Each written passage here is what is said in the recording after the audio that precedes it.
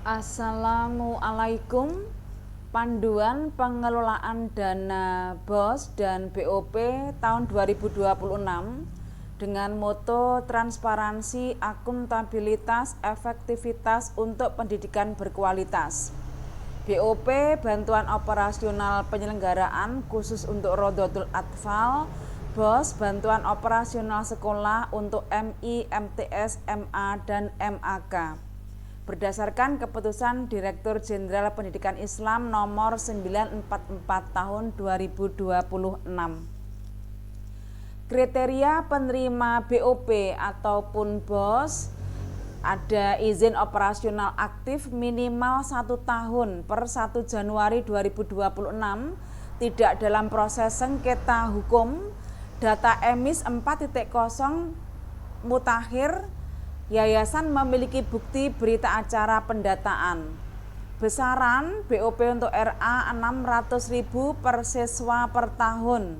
Sementara untuk BOS, MI, MTS, MA, MAK, satuan biaya majemuk bervariasi.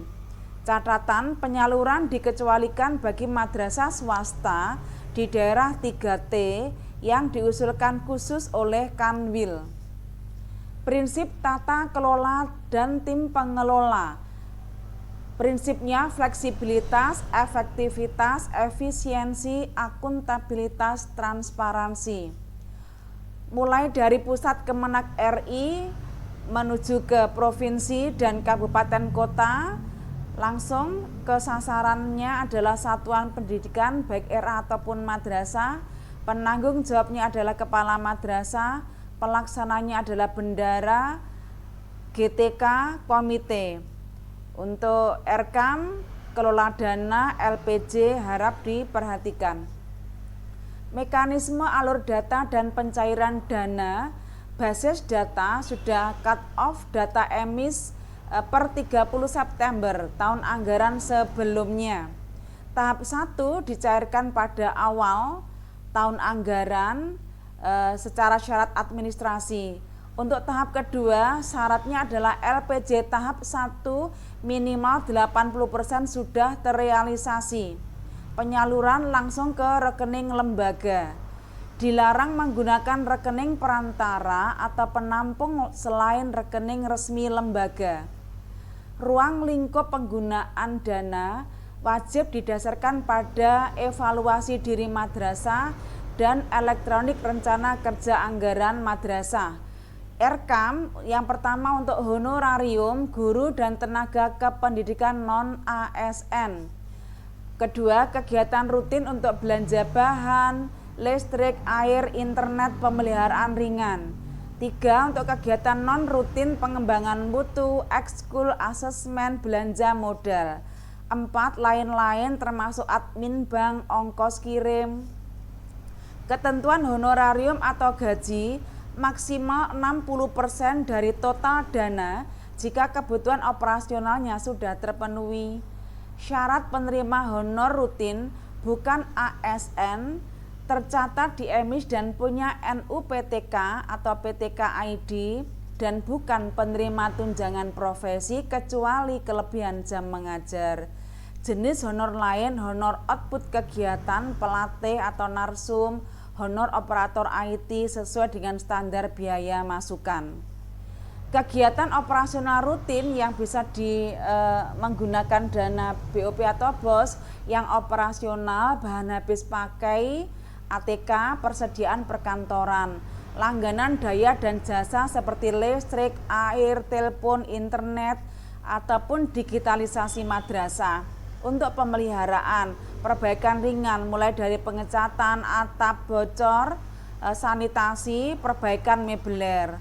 Asesmen juga bisa dialokasikan untuk ini, biaya pelaksanaan ujian, asesmen bakat minat, asesmen kompetensi madrasah. Pengembangan mutu non-rutin, siswa dan guru untuk MGMP, KKG, pelatihan, ekskul, lomba, PPDB, ini bisa. Sarana pembelajaran, pembelian buku teks atau digital, multimedia, laptop atau PC, program khusus pendampingan makan bergizi gratis dan UKS, untuk media, alat peraga, dan media pembelajaran. Larangan penggunaan dana BOP ataupun BOS tidak boleh disimpan dengan maksud dibungakan, tidak boleh dipinjamkan kepada pihak lain, tidak boleh membeli software pelaporan keuangan ilegal, tidak bisa digunakan yang bukan prioritas untuk studi banding, tur, tidak bisa membiayai kegiatan baru yang pribadi untuk guru dan siswa, tidak bisa digunakan untuk membeli seragam, sepatu pribadi guru ataupun siswa. Rehabilitasi sedang dan berat juga tidak perlu dianggarkan dari BOP BOS.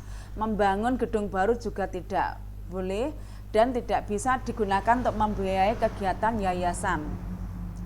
Mekanisme pengadaan barang seperti dalam layar, kebutuhan barang dan jasa, cek katalog terlebih dahulu, terus non-purchasing atau pembelian langsung atau tunai, e-purchasing, prioritas produk dalam negeri, wajib prioritas dalam negeri jika TKDN atau tingkat komponen dalam negeri plus BMP